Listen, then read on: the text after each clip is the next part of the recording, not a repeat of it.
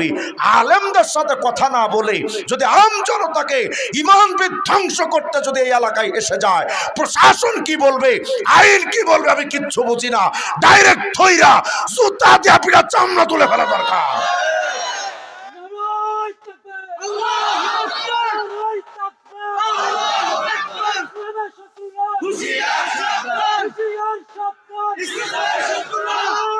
নাম হলো শরিয়াতে ইসলামী, ইসলামী শরিয়া। শরিয়াতে ইসলামী যেই ব্যক্তি মানবে এবং যেই পরিবার মানবে, যে সমাজ এবং যে রাষ্ট্র মানবে, নিশ্চিত তারা দুনিয়াতেই শান্তি পাবে। আখিরাতের মাসআলা তো আছেই, কিন্তু কোরআন এবং সুন্নাহর এই শরিয়াতে ইসলামী বাদ দিয়া কোন তন্ত্রমন্ত্র, কোন পীর ফকির দরবেশ, কোন আইন কানুন, অন্তত মুসলিম উম্মাহ ইসলামী আইন ছাড়া আর কোন আইন মানতে পারে না। কিন্তু আমাদের কাছে ইসলাম হয়ে গেছে এখন ওল্ড ভার্সন, এই পুরান যুগের মতবাদ, ওটার এই যুগে চলে না। ভাইরা, আমরা বর্তমান বিশ্বে যারা এখন আছি, আমরা পুরাটা একটা ধোঁকার জগতে বাস করছি। টোটালি আমরা একটা ধোঁকার জগতে আছি। যদি বলেন কেন হুজুর? যেই দুনিয়ার পেছনে আপনি পুরা জিন্দেগিটা দিয়া দিলেন, কোটি কোটি টাকা অর্জন করেছেন এই দুনিয়ায়, কিন্তু এই দুনিয়া থেকে যখন আপনি বিদায় হবেন, এই দুনিয়া আপনাকে সর্বোচ্চ 1500 টাকার মতো সম্পত্তি আপনার সাথে দিবে। 900 টাকার কাফন আর 500-600 টাকার বাসটা, সাবে যাবি, আতর গোলা, বেগোলা, ব্যাস। দুনিয়াকে আমি দিলাম কোটি টাকা, আর দুনিয়া আমাকে দিল মাত্র 1500 টাকা। এই দুনিয়া হলো মাতাউল গুরুর, ধোকার সামগ্রী। অত সেই ধোকার পেছনে পড়ে আপনার আমার জিন্দেগি বরবাদ হয়ে গেছে। নামাজ পড়ার জন্য সময় নাই, রোজার সময় নাই, হজ যাকাতের সময় নাই, মুসলমানের এখন আর সময় হয় না। অথচ আপনার আমার জন্য সব কিছুর সময় আছে, শুধুমাত্র আমলের সময়টা নাই। আগের যুগের যে সমস্ত উম্মত ছিলেন, উঠাউঠি করে যে সমস্যা, পিছনের লোক উঠেন না, উঠলে বক্তাদের আলোচনা মাথা থেকে হারায় যায়। একটু আওয়াজ দিয়ে বলেন তো আল্লাহু আকবার। আগের যুগের উম্মতের মধ্যে আর আপনার আমার মধ্যে একটু তফাৎ আছে। কি তফাৎ? খুব মনোযোগ দিয়েন। আগের যুগের যে সমস্ত উম্মাহ ছিলেন, তাদেরকে আল্লাহ পাক দীর্ঘ লম্বা টাইম হায়াত দিয়েছিলেন। যে লম্বা টাইম হায়াত আল্লাহ পাক আপনাকে আমাকে দেন নাই। জামে তিরমিজি 2331 নম্বর হাদিসে আসছে, উমর উম্মতি মিন 60 সানাতান ইলা 70 সানা। নবী আলাইহিস সালাম বলেন, আমার উম্মতের হায়াতের টাইম এই সামথিং 60-70 বছর। আমাদের হায়াতের টাইম কম, একেবারেই কম। অথচ আগের উম্মত এমন হায়াত পেয়েছে যে এক উম্মত 500 বছর বেঁচে ছিল, 700 বছর বেঁচে ছিল, 1000 বছর বেঁচে ছিল। তাদের তুলনায় আপনার আমার হায়াতের টাইম তো একেবারেই কম। তাহলে এক নাম্বার, আগের উম্মতের হায়াতের লম্বা সময় আল্লাহ দিয়েছিলেন। দ্বিতীয় নাম্বার, আগের যুগের উম্মতের শরীরে প্রচুর পরিমাণ শক্তি ছিল, যেটা এই উম্মাহকে আল্লাহ দেন নাই। আমরা দুর্বল উম্মাহ, একেবারে শারীরিকভাবে আমরা কমজোর। 3 নাম্বার, আগের যুগের উম্মতের ভেতরে প্রত্যেকটা জাতির কাছে নবী ছিল। এক নবী ইন্তেকাল করলে সাথে সাথে আরেকজন নবী চলে আসতেন, যে কারণে ইসলামী কোনো চেতনা বা আল্লাহর ধর্মকে বিকৃত করার মতো কোনো সুযোগ ছিল না, কারণ নবী বলে দিতেন যে এটা ভণ্ড, শেষ। কিন্তু আমরা উম্মতে মুহাম্মদী যে ঝামেলাগুলোর মধ্যে আছি, একদিকে তো আমাদের হায়াতের টাইম কম, এই মাত্র 60-70 বছরের হায়াত, এর মধ্যে 10-15 বছর চলে যায় বড় হতে হতে, আবার 50 বছর পার হয়ে গেলে শরীরটা দুর্বল হয়ে যায়। তাহলে আমরা আমল করার তো তেমন সময়ই পাই না, অল্প কয়েকটা বছর। দ্বিতীয়ত আমাদের শরীরটা দুর্বল। 3 নাম্বার, যেহেতু আমাদের যুগে নবী নাই, যে কারণে বাতিল সম্প্রদায় ভণ্ড যারা, তারা আমাদের যুগে মাথা চাড়া দিতে তাদের জন্য সহজ হয়েছে, কারণ নবী তো নাই। যে কারণে দেখা যায় পীরের পায়ে সেজদা দেয়, মাজারে পূজা করে, এরপরও তারা দাবি করে তারা নাকি হক্কানি। কথা হয় না? এই ভণ্ডদেরকে যদি আপনি কন, এরা বলবে যে তোমরা মোল্লারা কি বুঝো, আমরা মারেফত বুঝি, গোড়ার ডিম বুঝে। এরা নিজেদের লোককে নবী হিসেবে মেনে নিয়ে কাদিয়ানীরা বলে তারাও নাকি হক, সাহাবায়ে কেরামকে গালিগালাজ করে শিয়া বলে তারাও হক। হিজবুত তাওহীদের মতো টাউটরা সরাসরি ইরতেদাদি সংগঠন, মুরতাদদের সংগঠন, তারা বলে তারাই পৃথিবীতে হক। বাউলদের মতো ফাউল, এরা বলে তারাই হক। ঝামেলা যেটা আমাদের হয়েছে, যেহেতু আমাদের যুগে নবী নাই, এখন আলেমরা যদি বলে যে অমুক দল কাফের, তমুক দল কাফের, ওটা মুশরিক, ওটা বেঈমান, এখন কিছু সুশীল দাঁড়ায় যায়। দেখছো এই হুজুরদের কোনো কাম কাজ নাই, সারাদিন শুধু এক হুজুর আরেক হুজুরের বিরুদ্ধে ফতোয়া দেয় যে অমুক অমুক কাফের। কথা হয় না? এমনও সুশীল আছে আমাদের বাংলাদেশে। গত সরকারের আমলে আমরা শুনেছি কি কেউ কেউ বলেছিলেন, কাদিয়ানীদেরকে আমরা যখন কাফের বলেছি আমাদেরকে জবাব দেওয়া হয়েছিল, হুজুর কি বলেন, কে কাফের কে কাফের না এটা তো আল্লাহ সিদ্ধান্ত দিবে, আপনারা বলার কি? আমরা তখন পাল্টা জবাব দিয়েছি, কে কাফের কে কাফের না এটা যদি বলা না যায়, তাহলে বাংলাদেশে কে মুক্তিযোদ্ধা আর কে রাজাকার এটা বলার তোরা কে?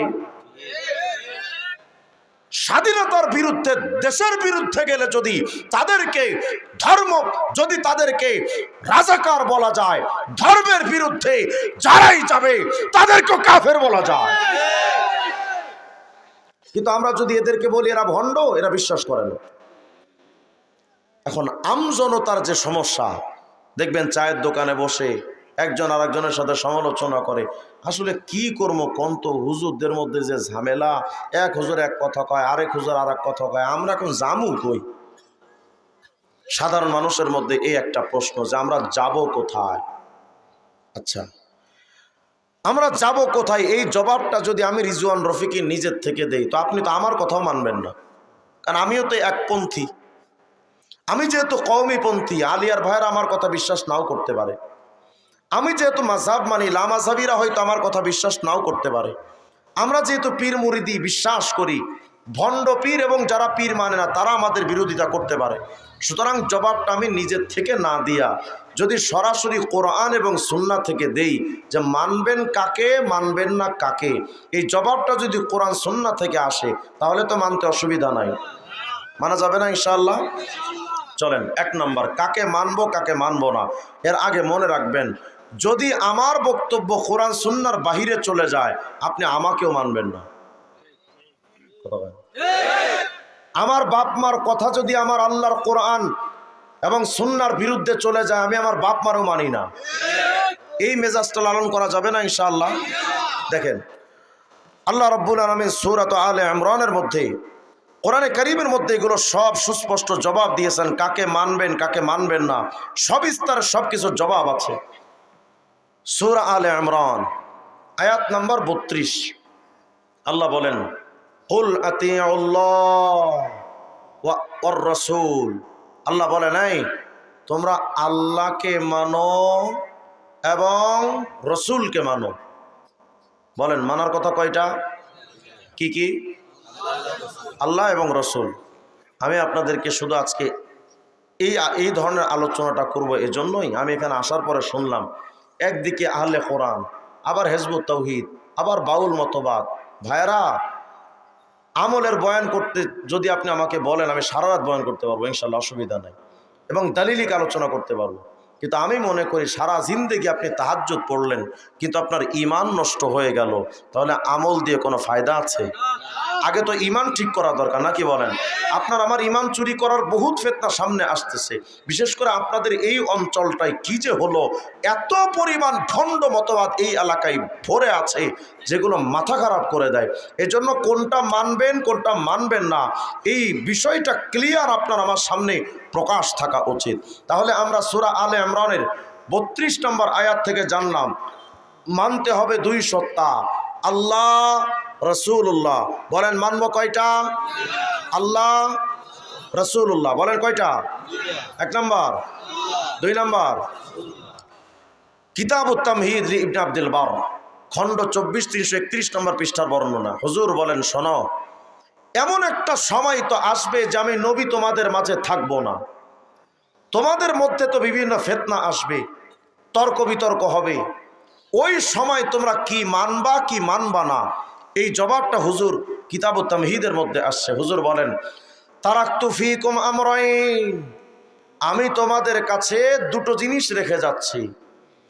কয়টা?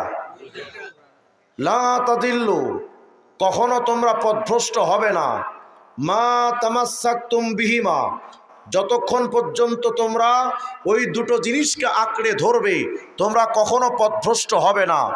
1 নাম্বার কিতাব আল্লাহ, আল্লাহর কোরআন। বলেন 1 নাম্বার।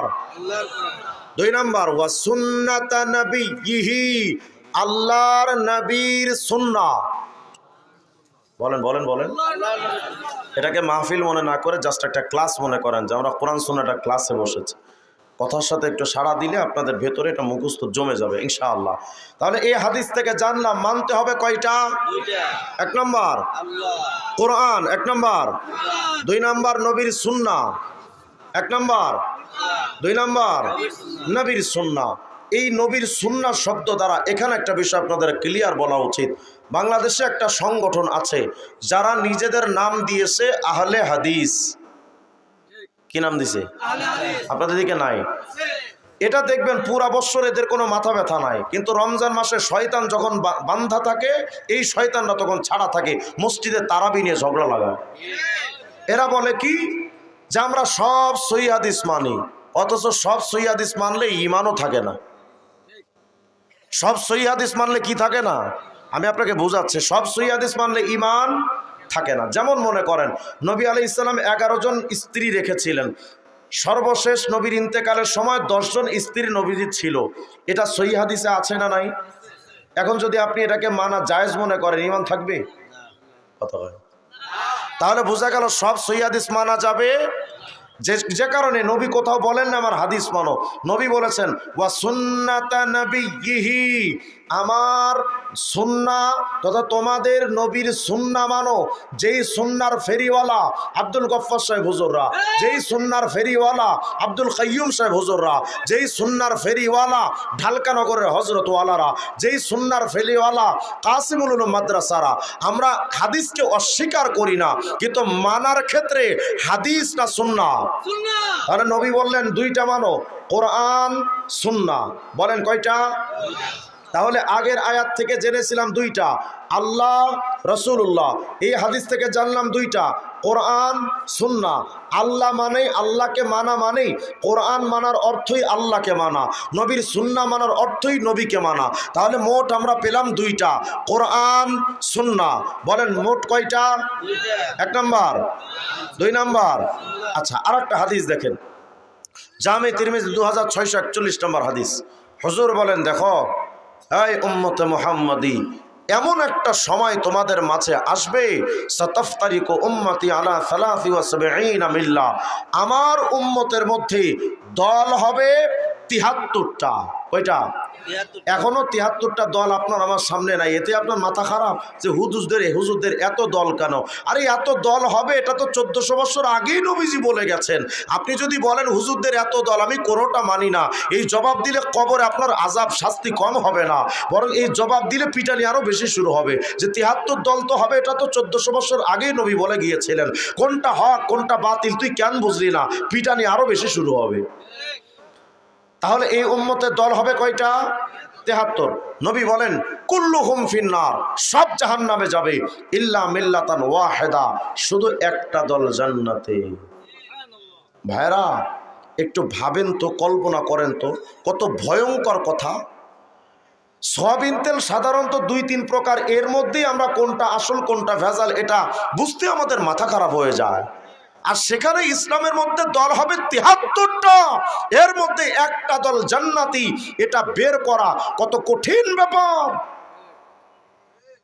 অথচ আপনার আমার মাথা ব্যথা নাই। তাহলে দল হবে 73টা, জান্নাতি দল কয়টা বলেন? জান্নাতি দল কয়টা? একটা। সাহাবায়ে কেরাম বললেন নবী ওই দলটা কারা? নবীজি বলেন মা আনা আলাইহি ওয়া আসহাবি, আমি এবং আমার সাহাবা। এই সাহাবা এবং নবী এই পথ, মত, মতবাদ, আকিদা, বিশ্বাস, ঈমান, আমল, তাহজিব, তামাদ্দুন যারা মানবে তারাই জান্নাতি, যারা মানবে না তারা জাহান্নামী। তাহলে বলেন তো এই হাদিস দ্বারা জানলাম নবীজির পাশাপাশি সাহাবায়ে কেরামকেও মানার কথা আছে না নাই? আপনি আরো স্পষ্ট হবেন। আমাদের সমাজে কিছু লোক বলে যে সাহাবীরা সত্যের মাপকাঠি না, কোরআন সুন্নাহ থাকতে বা সাহাবা মানবো কেন? এই জাহেলে মুরাক্কাবে গায়রে মুফিদরা জানেও না যে সাহাবাদের ঈমান আমাদের হেদায়েতের মানদণ্ড, সাহাবীদের পথ আমাদের হেদায়েতের মানদণ্ড। কোরআনে কারীমের মধ্যে আসছে আমিনু কামা আমানান নাস, এই সাহাবা, সাহাবীদের মতো ঈমান আনো। ফাইন আমানু বিমিসলি আমানতুম বি ফাকাদ ইহতাদাও। আল্লাহ বলেন তোমরা যদি সাহাবীদের মতো ঈমান আনো তাহলে তোমরা হেদায়েত প্রাপ্ত হয়ে যাবে।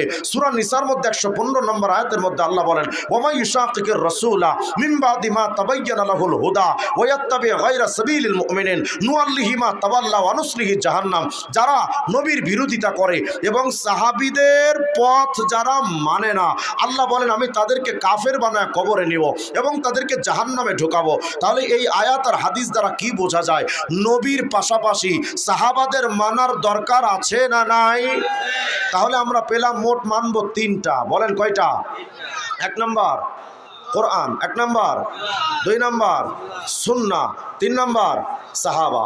1 নম্বর বলেন, বলেন 1 নম্বর, 2 নম্বর, 3 নম্বর, আবার বলেন 1 নম্বর, 2 নম্বর, 3 নম্বর। এই কোরআন সুন্নাহ সাহাবা যারা মানবে আমরা তাদের মানব। এই কোরআন সুন্নাহ সাহাবা যারা মানে না সে আমার বাপ হলে আমি তারা মানি না। এই কথাগুলোকে আমি নিজের থেকে বললাম না কোরআন সুন্নাহ থেকে? যদি কোরআন সুন্নাহ এটাই থাকে তাহলে এই সমাজে যেই ভণ্ডরা আসবে কোরআন মানার কথা বলে, যেমন এই সমাজে যে গ্রুপটা আসছে, আমি আজকে না এখানে এসে শুনলাম যে তারা 3 ওয়াক্ত নামাজের কথা এই অঞ্চলেও আসছে।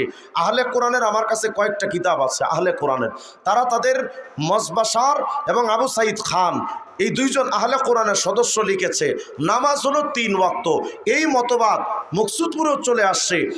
এরা দাবি করে যে 5 ওয়াক্ত নামাজের কথা কোরআন শরীফে নাই। নাউজুবিল্লাহ বলেন। এজন্য এবং শুধু এটা যে আহলে কোরআনরা বলে এমন নয়, এই যে বাউল গান যারা গাইতে আসে এই বাউলরাও কয়, কি কয়? 5 ওয়াক্ত নামাজের কথা লেখা নাই ভাই কোরআনে প্রমাণে, মারেফতের নামাজের ভেদ কয়জনে জানে। টুনটুনা টুনটুন। মানে এরা বলে যে 5 ওয়াক্ত নামাজের কথা কোরআন শরীফে নাই, কোরআন শরীফে 3 ওয়াক্তের কথা কোরআনে আছে। আচ্ছা আমি যদি এখন 5 ওয়াক্ত নামাজের দলিল আপনাদের সামনে বের করে দিতে পারি, তারপরে যদি এই এলাকায় কেউ এসে যদি ফিতনা ছড়ায় যে 5 ওয়াক্ত নামাজের কথা নাই, 3 ওয়াক্ত কোরআনের নামাজের কথা, এমন কথা যদি কেউ এই এলাকায় প্রচার করতে আসে, যদি দলিল পাওয়ার পরও যদি এমন কথা বলে, কোনো ভূমিকা লাগবে না, ধৈরা জুতা দিয়ে পিঠা চামড়া তুলে ফেলবেন। দেখেন তো কোরআনে 5 ওয়াক্ত দলিল আছে কিনা। 1 নম্বর সূরা হুদের 114 নম্বর আয়াত আল্লাহ বলেন ওয়া আকিমিস সালাতা তারাফাইন নাহার ওয়া যুলাফাম মিনাল লাইল। এই কথাটা কার? আল্লাহ। কি বলছেন আল্লাহ? ওয়া আকিমিস সালাতা, তোমরা নামাজ কায়েম করো, তারাফাইন নাহার, দিনের 2 অংশে। একেবারে চূড়ান্ত অংশ যদি আমরা দিনের 2টা অংশ ধরি তাহলে ফজর এবং আসর, অথবা ফজর অথবা মাগরিব, অথবা জোহর অথবা আসর ধরা যায় কিনা? আচ্ছা আমরা 2 ওয়াক্ত ধরি, ফজর মাগরিব, দিনের 2 অংশে তোমরা নামাজ আদায় করো। প্রথম অংশ ফজর, দ্বিতীয় অংশ মাগরিব, থাকলো কয় ওয়াক্ত? কথা কয় না। কি বিরক্ত হচ্ছে নাকি আপনারা? বিরক্ত হন না বাজান, বুঝেন, কারণ আপনার মাথা যদি নষ্ট করে দেয়, আপনার ইমানই যদি বরবাদ হয়, তাহাজ্জুদ দিয়ে করবেন কি আপনি? আল্লাহ বলেন দিনের দুই অংশে নামাজ আদায় করো, শুরু অংশে শেষ অংশে, ফজর মাগরিব। আল্লাহ এই আয়াতের শেষে বলেন ওয়া যুলাফাম মিনাল লাইল, এবং রাতের গভীরে বা একটু রাত যখন একটু বেশি হয়, তাহলে এই রাত যখন একটু বেশি হয় তখন আমরা কোন নামাজ পড়ি? এশার নামাজ। তাহলে সূরা হুদের 114 নম্বর আয়াত থেকে পেলাম 3 ওয়াক্ত নামাজ, ফজর মাগরিব ঈশা। কয় ওয়াক্ত থাকলো? 2 ওয়াক্ত, যোহর আসর। আচ্ছা দেখেন আরেকটা আয়াত, সূরা নূরের 58 নম্বর আয়াত, ইয়া আইয়ুহাল্লাযীনা আমানু লিয়াস্তাযিনকুমুল্লাযীনা মালাকাত আইমানুকুম ওয়াল্লাযীনা লাম ইয়াবলুগুল হুলুমা মিনকুম সালাসা মাররাত মিন ক্বাবলি সালাতিল ফজর। কোন নামাজ? আরে এই আয়াতের কি অর্থ করা লাগবে? মিন ক্বাবলি সালাতিল ফজর কোন নামাজ? এই নামাজের কথা কোরআনে আছে না নাই? তাহলে কয় রাকাত পেলাম? কয় ওয়াক্ত? ফজর মাগরিব এশা,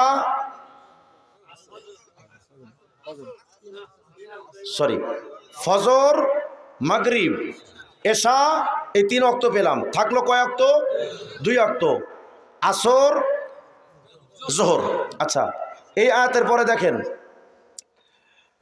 আল্লাহ বলেন ওয়া মিন বাদি সলাতিল ইশা, এশার নামাজের কথা এখানে স্পষ্ট আছে। আচ্ছা এরপরে দেখেন ওয়াহিনা তাদাউনা সিয়াবাকুম মিনাজ যহিরা, কোন নামাজ?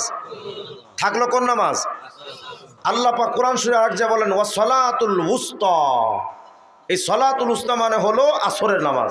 তাহলে এই 2 আয়াতে 5 ওয়াক্ত নামাজ বিক্ষিপ্তভাবে আছে না নাই? আচ্ছা এবার চলেন আমি এক আয়াত দিয়ে 5 ওয়াক্ত নামাজের দলিল দিই, এক আয়াত দিই। আয়াতটা হলো সূরা ইসরার 78 নম্বর আয়াত। দেখেন খুব মনোযোগ দিতে হবে। আল্লাহ বলেন আকিমিস সালাতা লিদুলুকিশ শামসি ইলা গাসাকিল লাইল ওয়া কুরআনাল ফজর। এই আয়াতের মধ্যে 5 ওয়াক্ত নামাজের দলিল আছে। কয় ওয়াক্ত? দেখেন তো কিভাবে। আল্লাহ বলেন ওয়া আকিমিস সালাতা লিদুলুকিশ শামসি, সূর্যটা যখন ঢলে যায় তখন তোমরা নামাজ কায়েম করো। এই হুকুমটা কার? আচ্ছা দেখেন তো সূর্য কয়বার ঢলে? আল্লাহ বলেছেন সূর্য ঢলার সময় দুপুরে ঢলবে কি সন্ধ্যায় ঢলবে, এটা তো আল্লাহ বলেন নাই। আল্লাহ বলেছেন যখন সূর্য ঢলবে তখন তোমরা নামাজ আদায় করো। তাহলে দেখি সূর্য কয়বার ঢলে। এই যে মনে করেন পূর্ব দিগন্ত থেকে সূর্য উঠলো মাথা বরাবর, উঠলো না? ঢলার পালা তো এখন, কথা কয় না। একেবারে মাথার ওপর থেকে যখন ঢলাটা দিল, কোন নামাজ? বলেন কোন নামাজ? আচ্ছা এই সূর্যটা ঢলে একদম ডুবতে আসবে না? এই ডুবার যখন এই বরাবর যখন ডুবতে আসবে, এই সূর্যটা মাঝখানে গিয়ে আরেকটা ঢলা দিবে না? কথা কয় না। উপর থেকে ঢলে এসে মাছ বরাবর আরেকটা ডুবতে ঢলা দিবে। তো এই মাঝখানে যখন ডুবার জন্য ঢলাটা দেয়, এই নামাজ কোন নামাজ?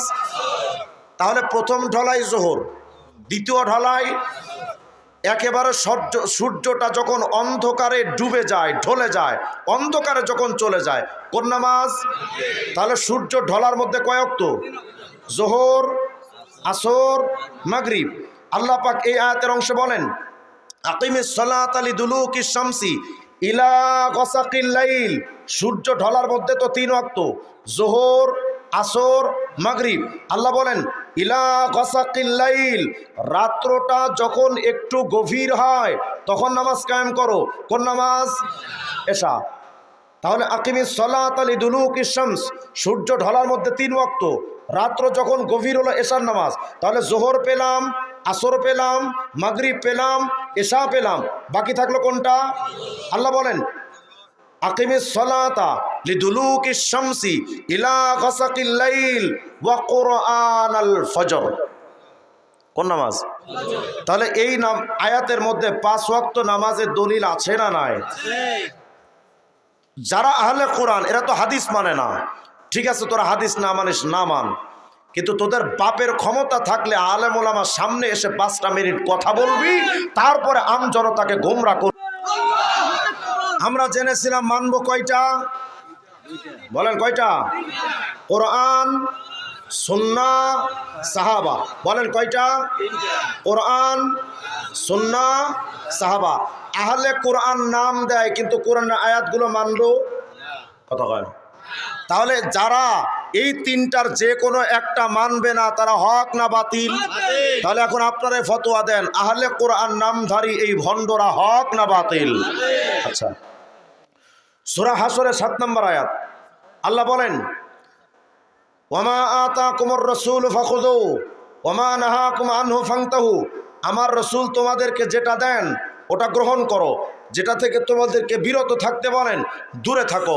সহিহ বুখারী 7280 নম্বর হাদিস, আল্লাহ পাকের রাসূল সাল্লাল্লাহু আলাইহি ওয়াসাল্লাম বলেন, শোনো, কুল্লু উম্মতি ইয়াদখুলুনাল জান্নাতা ইল্লা মান আবা। কিলা ওয়া মান ইয়াবা? ক্বালা মান আতাআনি দাখালাল জান্নাহ ওয়া মান আসানি ফাকাদ আবা। নবী বলেন, যারা আমার সুন্নাহ মানবে তারা জান্নাতে যাবে, যারা সুন্নাহ মানবে না তারা জাহান্নামে যাবে। জামে সগীরের 7674 নম্বর হাদিস, নবীজি বলেন, লাউ নাসালা মুসা ফাত্তাবাতুমুহু ওয়া তারাকতুমুনি। এই জামানায় যদি মুসা নবীর আগমন হয়, তোমরা যদি আমি মুহাম্মদকে বাদ দিয়া মুসা নবীকে মানতে শুরু করে দাও, লা দালালতুম, অবশ্যই তোমরা পথভ্রষ্ট হয়ে যাবে। আমি আপনাদের কাছে জানতে চাই, আমার নবীর আগমনের পর আর কোন নবীকে মানা যাবে না। যে কারণে কিয়ামতের আগে ঈসা ইবনে মারিয়াম নামক একজন নবী আসবেন এই দুনিয়াতে। ঈসা নবী নিজের নবী হয়েও নিজের ধর্ম পালন করতে পারবেন না। আমার নবীর মতো টুপি পরবেন, আমার নবীর মতো দাড়ি রাখবেন, আমার নবীর মতো পাঞ্জাবি পরবেন, আমার নবীর সুন্নাহ মানবেন, ইসলামিক টোটাল বিধানটা হযরত ঈসা ইবনে মারিয়াম মানবেন। তাহলে আমি জানতে চাই, যেই জামানায় অন্য নবীদের পক্ষেও আমাদের নবী ছাড়া অন্য কাউকে মানা যায় না, সেই জামানায় আমার নবীর শরীয়ত বাদ দিয়া কোন পীর মানা যায়? কোন বাবা মানা যায়? অথচ আপনি দেখেন, আমার কাছে যে একটা বই আছে, এই বইটার নাম হলো অখণ্ড লালন সঙ্গীত। এই বইটা হলো বাউলদের কোরআন শরীফ। এটা কি বাউলদের? বাউলরা কিন্তু আমাদের 30 পারা কোরআনে বিশ্বাস করে না, তারা বিশ্বাস করে দেল কোরআন। কি কোরআন? দেল কোরআন। এবং তারা বিশ্বাস করে লালনের বাণী হলো কোরআন। তো এই বইটা হলো লালনের সকল গানের সমৃদ্ধ। দেখেন তো এই বইটার মধ্যে কি লিখেছে ওরা। আমি আপনাদের কাছে জানতে চাই, আমার নবীর শরীয়ত বাদ দিয়া অন্য কিছু মানা যাবে? বলেন, কিছু মানা যাবে? আর অথচ এরা কি লিখতেছে দেখেন, এই বইটার 57 নম্বর পৃষ্ঠার মধ্যে গিয়ে এই বাউলরা লিখতেছে, 57 নম্বর পৃষ্ঠা বলে, মোরশেদ যা ইশারা দেয় বন্দেগীর তরিক সেই হয়। এটা একটা লালনের গান। এটার ব্যাখ্যা লিখেছে তারা, মোরশেদ রূপে আল্লাহ, মানে তারা বিশ্বাস করে পীরের রূপে যিনি আছে উনি খোদা। এজন্য লিখতেছে, মোরশেদ রূপে আল্লাহ, যার জন্যে যে সাধন পদ্ধতি দান করেন সেটাই তার জন্যে পালনীয় অপরিহার্য ধর্মবিধান বা শরীয়ত। মানে পীর যে সিস্টেম বাতলে দিবে এটাই হলো শরীয়ত। বলেন, আমার নবীর শরীয়ত বাদ দিয়া ঈসা নবীর পক্ষেও তার নিজের ধর্ম পালন করার, যেখানে ঈসা নবীর নিজের শরীয়ত মানাও যেখানে জায়েজ নাই, সেখানে আমজনতার জন্য আমার নবীর শরীয়ত বাদ দিয়া কোন পীর ফকির দরবেশের কোন আইন মানা যায়? যারা মানে তারা মুসলমান থাকতে পারে? তাহলে এখন আপনারা ফতোয়া দেন, এই ভণ্ড পীর বাউলরা মুসলমান না বেঈমান? আরো জোরে কন। অথচ এরা মুসলমানদের সামনে দাঁড়ে দাঁড়ে গিয়া ঘুরে মুসলমানদের ইমানটাকে বরবাদ করছে। দেখেন, শুধু তাই নয়, এই বইটা যেটা লিখেছে এটা শুনলে তো আপনার মাথা খারাপ হয়ে যাবে পুরা। আপনার আশপাশে তো বাউলরা আসে, মারেফতের গান দিয়ে আসে না? তারা এসে নাম দেয় যে তারা ইসলামের পক্ষের লোক, আল্লাহ রসুলের কথা কয়। বাউলরা এসে আপনার এলাকায় ইসলামের নাম ব্যবহার করে মারেফতি গানের আয়োজন করেছে, অথচ তারা নিজেরা তাদের বইয়ের মধ্যে কোথাও দাবি করেনি যে তারা মুসলমান। নাউজুবিল্লাহ বলবেন না? দেখেন, এই যে বইটা, বাংলাদেশের বাউল লেখক ডক্টর আনোয়ারুল করিম। উইকিপিডিয়াতে সার্চ দিলে, গুগলে সার্চ দিলে ডক্টর আনোয়ারুল করিমের জীবনীটা আপনাদের সামনে আসবে। ডক্টর আনোয়ারুল করিম ছিল লালন একাডেমির সাবেক পরিচালক, মানে বাউলদের গুরু লালন সম্রাট, বাউল সম্রাট লালন, লালনের শিক্ষা ব্যবস্থার মূল পরিচালক ছিল এই ডক্টর আনোয়ারুল করিম। এই আনোয়ারুল করিম তার বইয়ের 22 নম্বর পৃষ্ঠার মধ্যে যেটা লিখেছে দেখেন, কুষ্টিয়াতে একবার মামলা হলো একটা, বাউলদের ব্যাপারে।